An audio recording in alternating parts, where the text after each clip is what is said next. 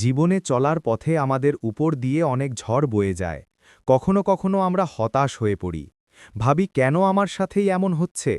মনে প্রশ্ন জাগে, আল্লাহ কি আমার প্রতি অবিচার করছেন? না বন্ধু, পবিত্র কুরআনে আল্লাহ স্পষ্ট বলে দিয়েছেন, নিশ্চয় আল্লাহ মানুষের উপর সামান্য পরিমাণও জুলুম করেন না, বরং মানুষে নিজের উপর জুলুম করে। আসলে আমাদের জীবনে যা কিছু ঘটে তা আমাদেরই কর্মের ফল। আমরা যা করি তার প্রতিদানই পাই। আল্লাহ তো পরম দয়ালু। তিনি শুধু দেখেন আমরা ধৈর্য ধরতে পারি কিনা, তার উপর আস্থা রাখতে পারি কিনা। বিপদে ধৈর্য ধরলে এবং সঠিক পথে থাকলে তিনি উত্তম প্রতিদান দেন। তাই হতাশ না হয়ে আল্লাহর উপর ভরসা রাখুন এবং নিজের কাজগুলো সততার সাথে করে যান। নিশ্চয়ই ভালো কিছু অপেক্ষা করছে।